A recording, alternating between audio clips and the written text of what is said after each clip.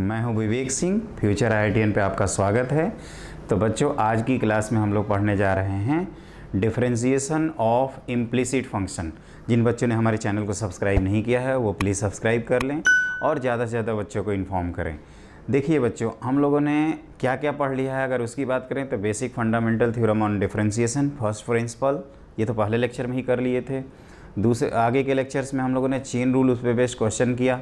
फिर अगले लेक्चर में क्या किया था, differentiation of implicit function. Implicit और एक्सप्लिसिट आपको क्लियर हो गया होगा क्या है। फिर लॉगरिथमिक डिफरेंशिएशन, मतलब with the help of log कैसे डिफरेंशिएट करते हैं, और उस पर बेस्ड कुछ क्वेश्चंस किए हैं।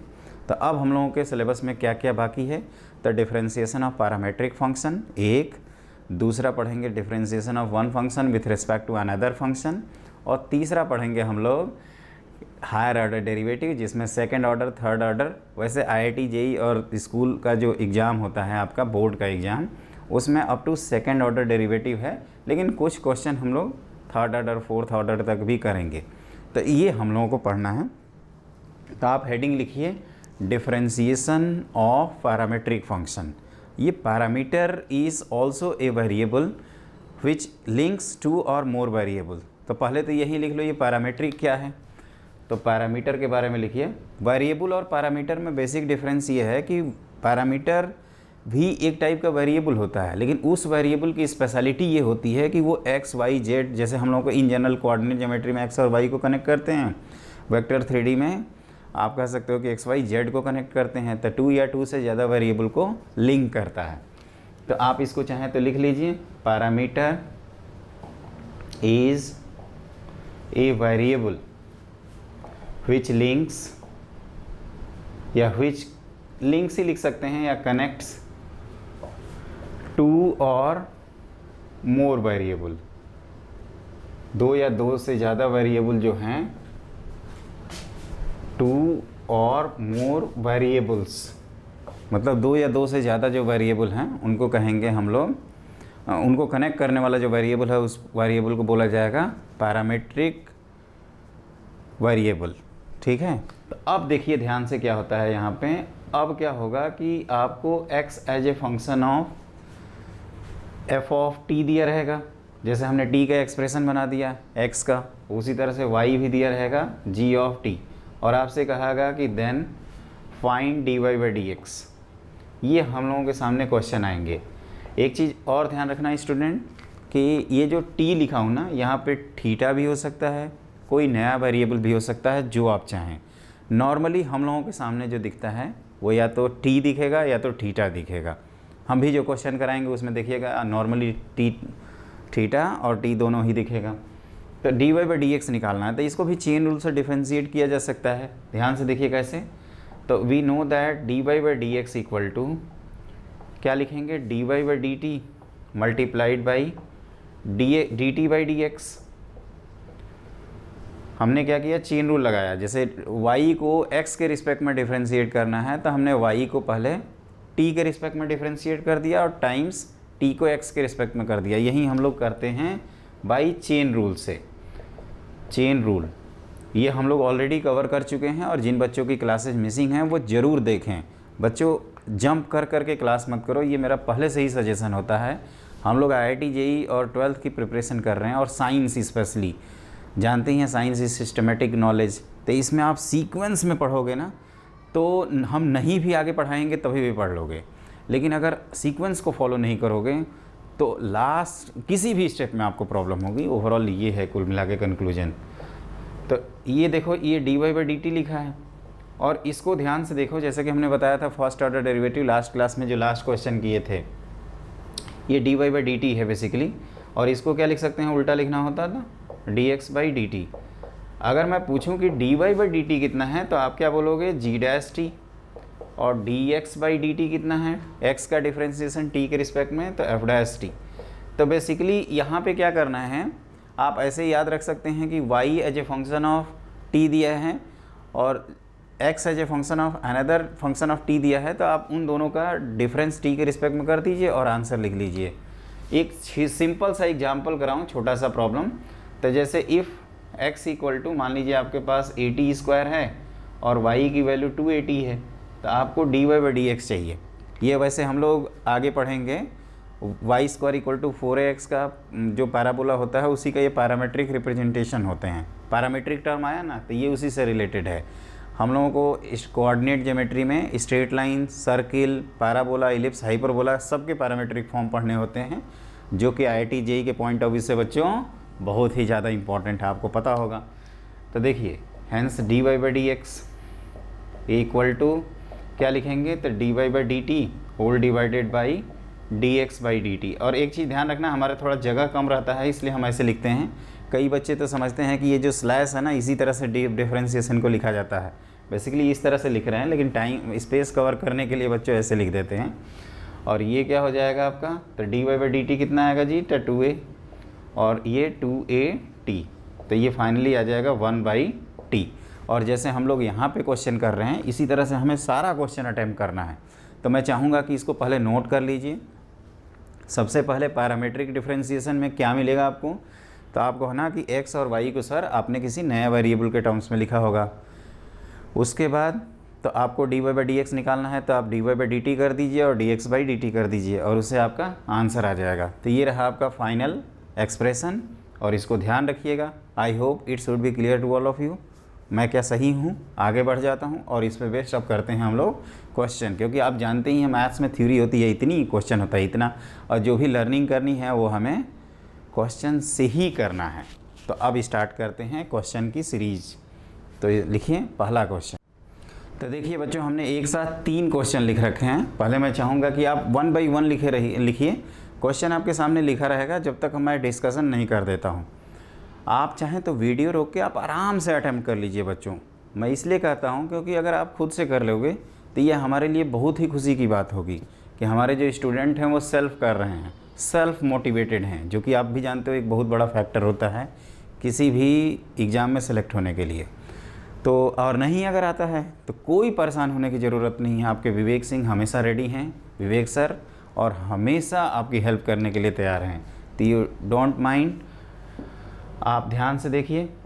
तो पहला क्वेश्चन में आपसे कहा जा रहा है कि x की वैल्यू a cos थीटा, जैसे हमने आपको कहा था कि t और थीटा ही हमें देखने को मिलेंगे ज़्यादातर, और y की वैल्यू क्या है, तो a sin थीटा, और आपको dy/dx चाहिए।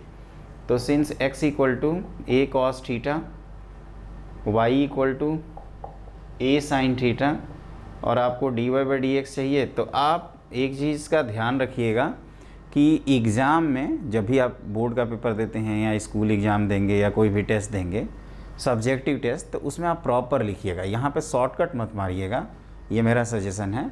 क्योंकि देखिए आपको 3 घंटे में पेपर भी देना होता है, तो टाइम बहुत रहता है, तो इत्मीनान से करिएगा। तो dy/d theta divided by dx/d theta, we know that.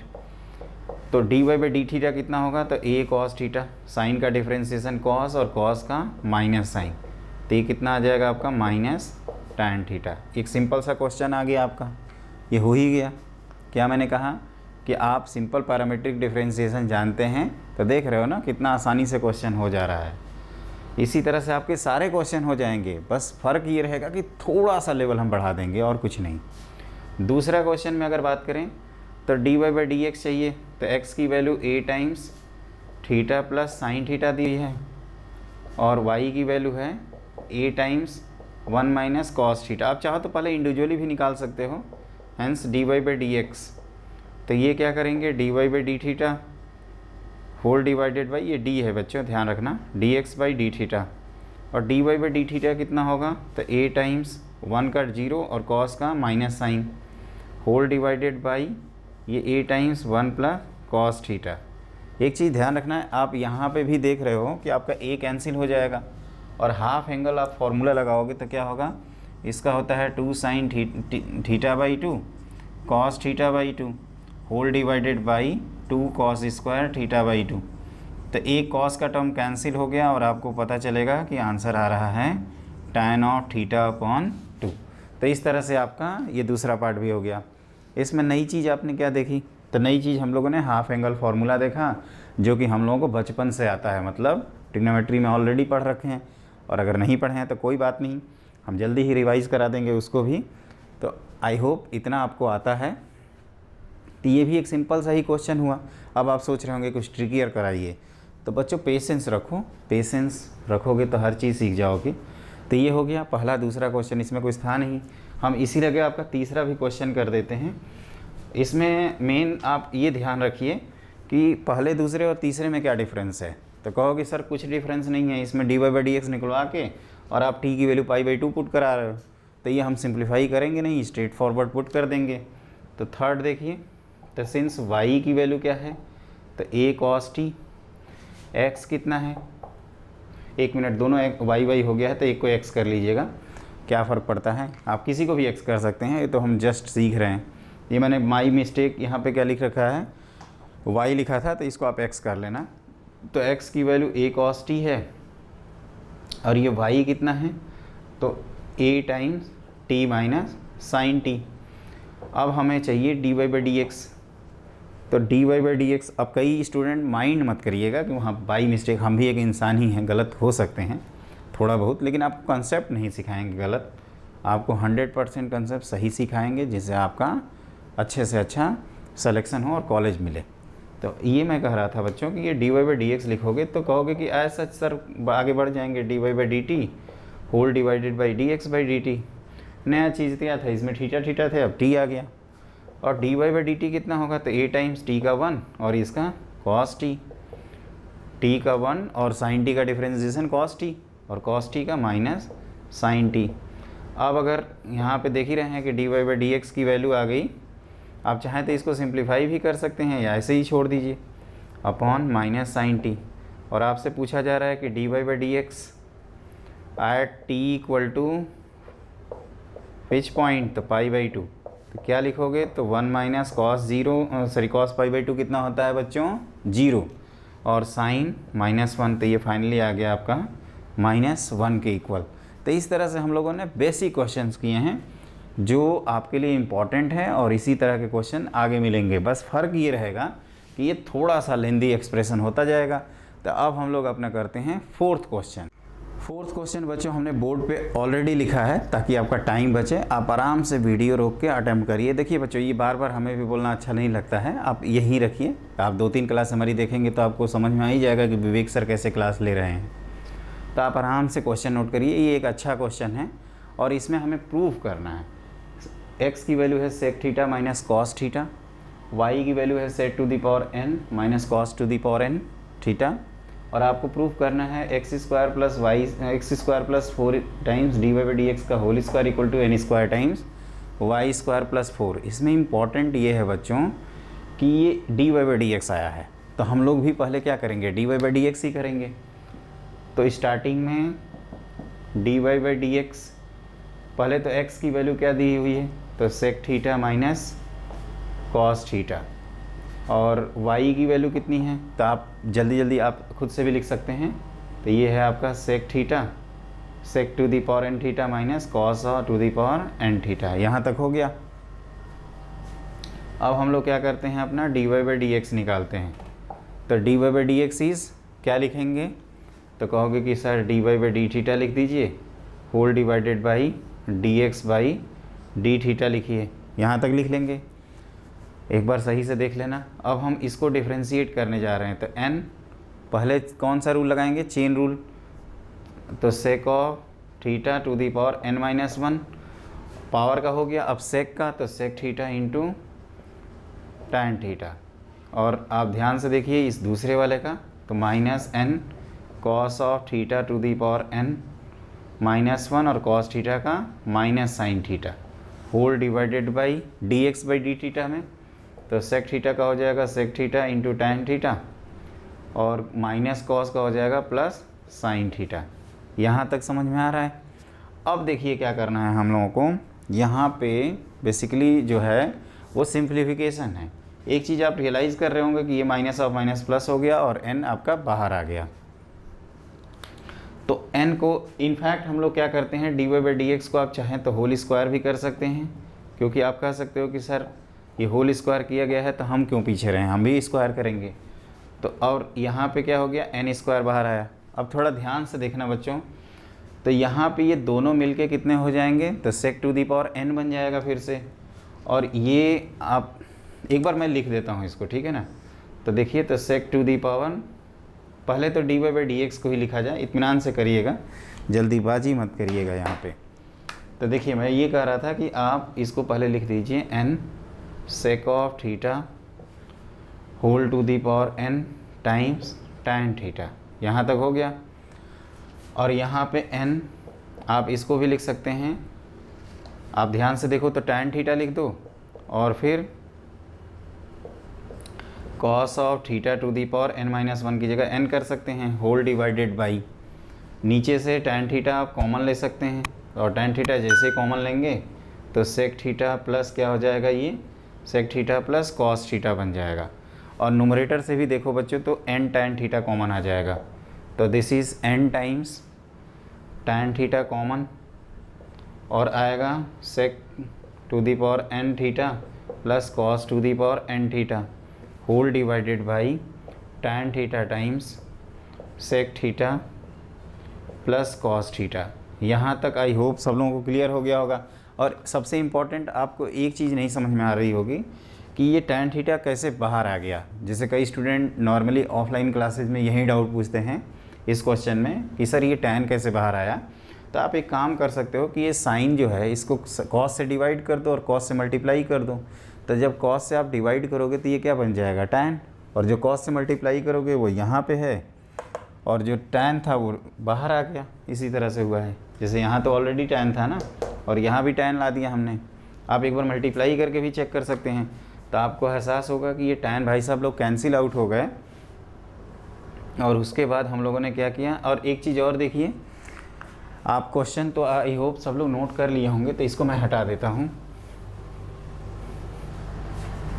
तो देखिए इसको अच्छे से समझा देते हैं। तो dy बाई डी एक्स का होल स्क्वायर अगर हम लोग करेंगे तो जैसे बच्चों हम लोगों को मालूम है एक फार्मूला है, a plus b whole square की वैल्यू लिखते हैं a minus b whole square plus 4ab, ये लिखा जाता है।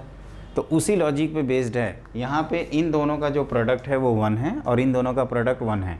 तो इस चीज़ को आप ऐसे लिख सकते हैं, this is n square times sec to the power n theta minus cos to the power n theta का whole square plus 4 whole divided by sec theta minus tan theta और का whole square, sorry sec theta minus cos theta, not tan theta, this is cos theta का whole square plus 4। देखो क्या किया हमने ना कि अब हमें x और y से रिलेट करना था। स्टार्टिंग में क्या था, x और y में ये माइनस माइनस थे, आ गए हैं प्लस, तो क्या करेंगे वो फॉर्मूला लगा देंगे और ए बी की वैल्यू यहाँ पे कितनी है, 1 के इक्वल है।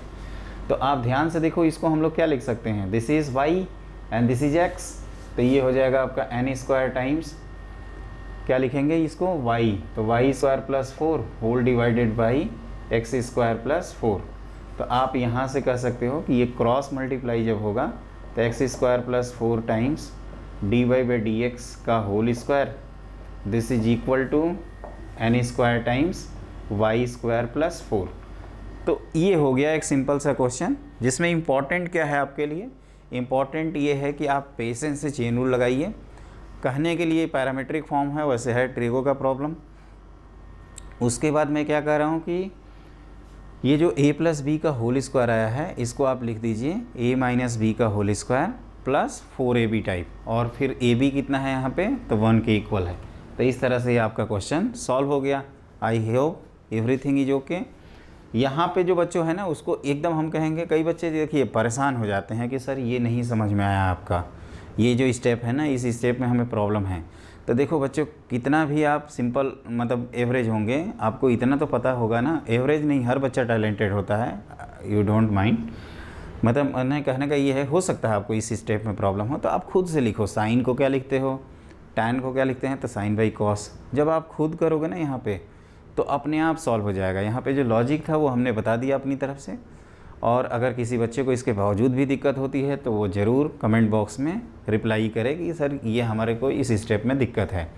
अब हम लोग बच्चों करते हैं अपना नेक्स्ट क्वेश्चन, जो आपका बोर्ड फेवरेट है, जो बोर्ड में बार बार आता है, और कह सकते हो कि जो NCERT है 12th क्लास की पार्ट 1, उसमें डिफरेंशिएशन में पैरामेट्रिक डिफरेंशिएशन का अगला क्वेश्चन ही सबसे बेस्ट क्वेश्चन होता है, और उसमें भी ट्रिग्नोमेट्रिक सिंप्लीफिकेशन ही है। तो लिखिए नेक्स्ट क्वेश्चन। तो बच्चों हमने अगला क्वेश्चन आपका बोर्ड पे लिख रखा है, आप इसको इत्मीनान से नोट कर लीजिए।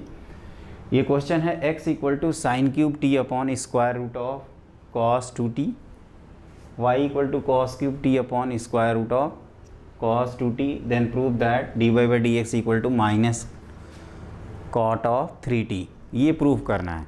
तो जैसा कि मैं बता रहा था कि ये ट्रिग्नोमेट्रिक सिंप्लीफिकेशन आपका ज़्यादा है as compare to parametric differentiation. तो लॉजिक यहाँ पे वैसे ही लगाएंगे। और एक चीज़ ध्यान रखिएगा, जब हम यहाँ डिफरेंशिएट करेंगे तो कौन सा रूल लगेगा, कोसेंट रूल। लेकिन जब पावर का या इसका डिफरेंशिएट करेंगे तो चेन रूल। तो स्टार्ट करते हैं। तो d y by d x, formula लिखने में आप आलस मत करिए, आराम से लिख दीजिए d y by d t, और this is d x by d t. इतना लिख दिया आपने। इसके बाद क्या करेंगे, अब इसको डिफरेंशिएट करना है।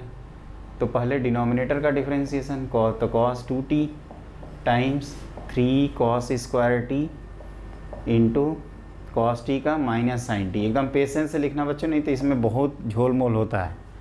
Minus cos cube t whole divided by cos root का तो 1/2 रूट कॉस 2t, और कॉस का तो -2 साइन 2t। यहाँ तक हो गया। होल डिवाइडेड बाई डिनोमिनेटर का स्क्वायर तो कॉस ऑफ 2t।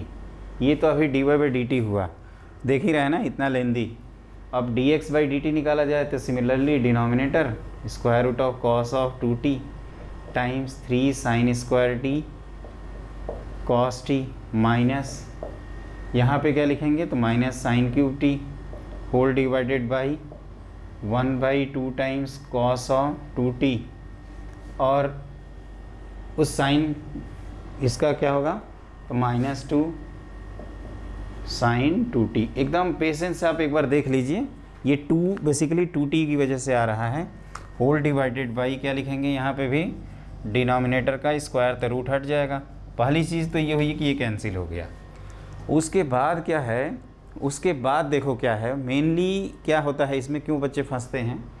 पहले तो आप एलसीएम ले लीजिए। आप चाहें तो इस 2 को गायब कर सकते हैं, और ये आप देख ही रहे हैं यहाँ माइनस हो गया है, माइनस ऑफ माइनस प्लस, और ये भी प्लस। तो 2 को गायब करते हैं और इसको भी क्रॉस मल्टीप्लाई करेंगे तो ये रूट गायब हो जाएगा, और ये डिनोमिनेटर में जो आएगा दोनों तरफ से वो क्या हो जाएगा, कैंसिल आउट हो जाएगा। तो बच्चों मैं आराम से लिखता हूँ, इसको एक बार मैच कराइए d y by d x. तो मैंने कहा कि आप पहले तो ये 2 को गायब कर चुके हैं, उसके पहले 2 आपका कैंसिल, फिर आप एलसीएम भी लिए हो तो कॉस ऑफ 2t। उसके बाद क्या बचा है, तो -3 sine t into cos square t, और ये बना चुके हैं हम लोग प्लस, और साइन 2t टाइम्स क्या लिखोगे, आप लिखेंगे cos cube t whole divided by, यहाँ पे तो कॉस 2t अगेन टाइम्स क्या लिखेंगे, तो 3 sine square T into cos t, और ये माइनस ऑफ माइनस अगेन हो गया plus sign 2t times sign 2t times sign cube T. अब देखो यहाँ पे करने का बस एक ही तरीका है, इत्मीनान से आप नोट कर लीजिएगा। ये लेंदी है बच्चों, तो यहाँ पे समय लेना चाहिए, और इसमें कोई जल्दीबाजी नहीं है। सीखने में क्या जाता है, आराम से सीख सकते हैं। अब यहाँ पे इम्पॉर्टेंट मैं कह रहा था कि ये क्यों स्टूडेंट यहाँ पे ट्रैप हो जाते हैं या क्यों गलत कर देते हैं। तो अब यहाँ या तो एलसीएम में मिस्टेक हो जाती है स्टूडेंट से, अगर मान लीजिए एलसीएम में नहीं होगी तो फिर यहाँ पे फंसेंगे। अब देखो हमें क्या करना है ना, कि ये कॉस क्यूब है, इस बेचारे का तो एक ही हाफ एंगल फार्मूला है। इनफैक्ट कहोगे 2 है, लेकिन 2 साइन टी कॉस टी ही कर पाएंगे। लेकिन यहाँ पे जो कॉस है ना, उसको हमारे पास लिखने के 2 ऑप्शन हैं। जैसे कॉस स्क्वायर कॉमन आ रहा है, और ये एक बार क्या करते हैं, इसको स्प्लिट करते हैं। आई होप क्वेश्चन थोड़ा लेंदी है, तो मैं पहला स्टेप मिटाऊंगा, लेकिन उसके पहले आप क्या करिए, आप इसका एक फार्मूला लगा दीजिए। जैसे इसको हम लोग लिख सकते हैं 2 साइन टी कॉस टी, तो 2 साइन टी ये कॉस की पावर 4 हो जाएगा, और इसका हम लोग लगा देते हैं कौन सा फार्मूला लगाएंगे बताइए। तो इसका हम लोग लगाएंगे साइन फॉर्म, ताकि ये साइन कुछ कंबाइन हो, या देखा जाएगा उस समय। साइन नहीं होगा तो कॉस कर देंगे, और यहाँ पे साइन क्यूब बाहर आएगा तो इसका कोसाइन वाला फॉर्म लगाएंगे।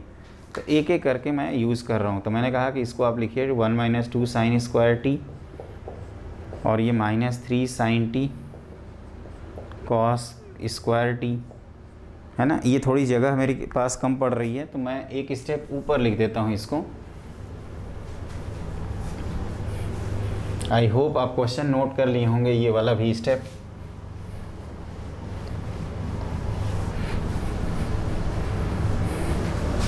अब देखिए बच्चों, हमारे पास क्या है ना, जगह कम है थोड़ी सी, तो मैं मिटा देता हूँ इसको, प्लीज़ डोंट माइंड। अब बोर्ड रहता है दीवार इतना, तो हम एक ही स्टेप में सारा दिखा देते, थोड़ा बड़ा लिखते भी हैं, ये भी हमारी एक प्रॉब्लम है। तो dy by d x equal to, हमने क्या कहा कि इसको आप हाफ एंगल फार्मूले में तोड़िए। और एक चीज़ और, यहाँ एक्सपेरिमेंट कर रहे हैं, क्योंकि आप भी पहली बार सीख रहे हो, हमें तो मान लीजिए आता है ना, लेकिन हम भी आपके सामने ये शो करना चाहते हैं कि बच्चों अगर एक जगह गलती हो जाती है तो तुरंत वहाँ पे करेक्शन करके तुरंत सही कर लेते हैं। ये नहीं कि गलती हो गई तो वहीं पे हम ट्रैप हो जाएंगे। तो ये भी आपको टेक्निक आनी चाहिए। हम खुद नहीं जानते कि किससे सिंप्लीफाई होगा, लेकिन बस इतना मुझे आता है कि इनको ब्रेक करने का ही टेक्निक है, और उसी से आपका क्वेश्चन सॉल्व हो जाएगा। तो ये मैं कह रहा हूँ कि आप cos 2t का फॉर्मूला लगा दीजिए, 1 minus 2 sine square t times ये -3 sine t cos square t, और इसका आपने लिखा 2 साइन टी कॉस की power 4 t whole divided by, यहाँ पे again 2 cos square t -1, 3 sine square t multiplied by cos t, और यहाँ पे 2 साइन की power 4 t into cos t. अब जितना कॉमन आ सकता है उतना बाहर कर दीजिए। तो हम लोगों को न्यूमरेटर से कॉमन दिख रहा है साइन टी का एक फैक्टर दिख रहा है, और दूसरा कॉस स्क्वायर दिख रहा है। तो साइन टी हमने बाहर किया, कॉस स्क्वायर टी भी बाहर कर दिया। तो अब देखते हैं क्या बचा। तो यहाँ पे आप कह सकते हो कि सर बचा 2 कॉस स्क्वायर टी, उसी को पहले लिख देते हैं, और यहाँ पे sine t cos square t बाहर हो गया, तो -3 टाइम्स 1 माइनस। अब देखो यहाँ पे क्या है कि कॉस के टर्म्स में आंसर आ रहा है, ये कॉस स्क्वायर बच गया ना, तो इसका कॉस फॉर्म, और यहाँ पे आप कह सकते हो कि सर साइन स्क्वायर टी, तो इसका साइन स्क्वायर फॉर्म यूज़ करते। तो तुरंत हमने ये करेक्शन कर दिया, उल्टा लिख दिया इसको, 2 कॉस स्क्वायर टी -1, और ये 1 माइनस 2 साइन स्क्वायर टी। उससे क्या होगा ना, आपको मैं इसीलिए बता रहा था कि आप आराम से करिए, फिर ट्रैप होंगे फिर सोचेंगे, कोई टेंशन नहीं लेंगे। तो ये हो जाएगा 3, फिर 2 cos square t -1, half angle formula use कर रहा हूँ, होल डिवाइडेड बाई, आप यहाँ पे भी लीजिए common, sign square t multiplied by, क्या लिखेंगे, sign square t times cos t, और फिर यहाँ पे क्या होगा, तो एक बार चेक करते हैं। तो यहाँ पे आपका sign square t cos T में यहाँ पे 2 साइन स्क्वायर टी बचा है, और प्लस यहाँ पे 3 एक बचा हुआ है, और ये 1 माइनस 2 साइन स्क्वायर टी बचा है। तो अब बच्चों जितना कैंसिल कर सकते हो उतना कैंसिल करना। आप कहोगे कि सर ऊपर से कॉस कॉमन आ गया, तो कॉस को कॉमन ले लिए, और इनको थोड़ा ध्यान से देखो। तो ये है क्या बेसिकली, तो ये है आपका 3 टाइम्स, इसको हम लोग क्या लिख सकते हैं, देखिए, तो ये लिख सकते हैं हम लोग, ये लिखा जाएगा 3 माइनस, क्या लिखोगे बताओ, तो ये 4 कॉस स्क्वायर टी। अब आपको क्लिक कर रहा होगा धीरे धीरे, होल डिवाइडेड बाई, यहाँ पे साइन टी बचा है, और यहाँ हम लोग लिख रहे हैं 3 माइनस 4 साइन स्क्वायर टी। तो एक माइनस कॉमन ले लो, तो ये हो जाएगा 4 cos cube T -1, sorry 4 cos cube T. आराम से लिखिएगा बच्चों, मैं बार बार बोल रहा हूँ, 3 cos t whole divided by 3 sine t -4 sine cube t. और थोड़ा आपको याद भी होगा कि ये न्यूमरेटर को क्या लिखते हैं हम लोग, कॉस 3t, और डिनोमिनेटर को लिखते हैं sine 3t, which is equal to minus cot of 3 times t। तो ये ध्यान रखना। देखिए बच्चों, हमारा बस ये है कि हम आपको जैसे स्टूडेंट सोचते हैं ना, एग्जैक्ट वैसे ही बताते हैं। मैं ऐसा भी कर सकता था कि इसको मैं लिख के लाता और सर ये ऐसे हो गया, तो वही चीज़ छाप देता, फिर आप भी खुश हो जाते कि सर विद इन टाइम कर लिए। मेरा टेक्निक थोड़ा अलग है, मैं जब सिखाता हूँ बच्चों को तो उसके सामने एक्सपेरिमेंट करता हूँ। और इस चीज़ को आप माइंड मत करिए, देखिए सबका अलग अलग स्टाइल होता है, तो मेरी स्टाइल यही है कि बच्चों के सामने एक्सपेरिमेंट करो, ताकि बच्चे को यह एहसास हो आप लोगों को कि सर भी इस तरह की गलती कर रहे हैं। और उनका ये गलती से कहते हैं ना कि जो दूसरों की गलती से सीखते हैं उनको मतलब बुद्धिमान कहते हैं, तो उस चीज़ का आना चाहिए। मैं चाहता तो ये पहले ही लिख देता, लेकिन जब मैं देखा कि यार मेरे से गलती हो रही तो मेरा बच्चा भी तो गलत कर सकता है, मेरा स्टूडेंट, उसको तो उस टाइम पे हेल्प करना है ना मेरे को। तो ये मैं कह रहा हूँ कि जैसे आपका अप्रोच अगर गलत हो जाता है तो आप एकदम परेशान मत होइए, थोड़ी देर रिलैक्स करिए और फिर अप्रोच अपना चेंज कर दीजिए। जैसे यहाँ पे मैं पहले उल्टा लिखा था, फिर देखा यार कॉमन से काम नहीं बन रहा है, तुरंत एक्सचेंज कर दिया, कौन सा अपने फार्मूला घर का है। और जितने फार्मूले यूज़ किए हैं बच्चों एक बार मैं लिख देता हूँ। हम लोग जानते हैं कि sin 2 थीटा का formula 2 sin theta cos theta, उसके बाद cos 2 थीटा का फार्मूला होता है, ये क्या होता है तो 1 - 2 sin स्क्वायर थीटा, वैसे 4 होते हैं इसके, और 2 cos स्क्वायर थीटा -1, जो नहीं यूज़ कर रहे हैं वो नहीं लिख रहे हैं। फिर sin 3 थीटा का फार्मूला, तो sin 3 थीटा का होता है 3 sin theta -4 sin cube theta. और कौन सा फार्मूला यूज़ किया हमने, तो cos 3 थीटा का यूज़ किया, 4 cos cube theta -3 cos theta. और बच्चों ये सब लिखा करो, है ना। जैसे कि कई बच्चे क्या करते हैं कि सर छोड़ देते हैं, सर तो कर ही रहे हैं ना, केवल छाप आएंगे। बच्चों ये चीज़ मत करिएगा, आप भी एक्सपेरिमेंट करिए। जितना आप प्रैक्टिस में गलतियां करोगे ना, और हर मिस्टेक से सीखिए। आपको एग्ज़ाम और टेस्ट में मिस्टेक कम से कम करना है। घर पे तो आप जितना मन करे सीखिए, आप 100 गलतियां करिए, 100 चीज़ें लर्न करिए। आपको एग्ज़ाम में क्या करना है बच्चों, उसके साथ साथ क्या नहीं करना है, उतना ही ज़्यादा इम्पॉर्टेंट है। तो वो कैसे होगा क्या नहीं करना है, जब वो गलती करेंगे, ट्रैप होंगे, तब हम सीख पाएंगे। तो मेरी रिक्वेस्ट ये है कि इत्मीनान से मैं एक बार रिकॉल करा देता हूँ, फिर आप इसको आराम से करिएगा। ये बहुत लेंदी क्वेश्चन है। तो बच्चों ये करिएगा इसमें कि सबसे पहले हमने dx और dy, x और y का डिफ्रेंशिएशन जब किया तो कोसेंट रूल लगाया। कोसेंट रूल में आपको कोई दिक्कत नहीं हुई इतना मुझे उम्मीद है। हाँ, थोड़ा सा टर्म लेंदी है, तो आप चेन रूल, प्रोडक्ट, ये सब, मैं तो ऐसा नहीं है कि पहले दिन ही डिफ्रेंशिएशन के क्वेश्चन करा रहा हूँ। फिर क्या किया कि जो एलसीएम लिया है उसमें स्क्वायर रूट ऑफ जो cos 2t था उसको क्रॉस मल्टीप्लाई करते हुए कैंसिल कर दिया हमने, मतलब एलसीएम लेते हुए, तो वो ध्यान रखना। और जो दोनों cos 2 थीटा के जो टर्म थे उनको स्प्लिट जब किया है, मतलब उनका हाफ एंगल फार्मूला लगाया है, तो उस बात को ध्यान रखना है। तो बस यही करते गए और आंसर आ गया फाइनली। ये सब फॉर्मूले आप, मैं उम्मीद करता हूँ आपको याद होंगे, और नहीं होंगे तो बिल्कुल परेशान मत होइए, आप आराम से लिखिए, बार बार लिखेंगे वो चीज़ें याद हो जाएंगी। तो आई होप ये सबको क्लियर हो गया। मेरा सजेशन ये है कि इस क्वेश्चन को कम से कम 2 बार ज़रूर करिएगा खुद से, क्योंकि सीबीएसई बोर्ड में मैं देखा हूँ कि ये क्वेश्चन परेशान करने के लिए स्टूडेंट के सामने आ जाता है और बेचारे वहाँ पे बहुत ज़्यादा टाइम का नुकसान कर बैठते हैं। एनसीईआरटी का क्वेश्चन था आपके एक्सरसाइज का, इसलिए मैंने इसको करा दिया। इम्पॉर्टेंट चीज़ ये है बच्चों की, अगली क्लास में जब हम मिलेंगे तो उसमें आपको इसी बेस्ड क्वेश्चन कुछ कराएंगे, और differentiation of one function with respect to another function, और हायर ऑर्डर डेरिवेटिव पढ़ा जाएगा।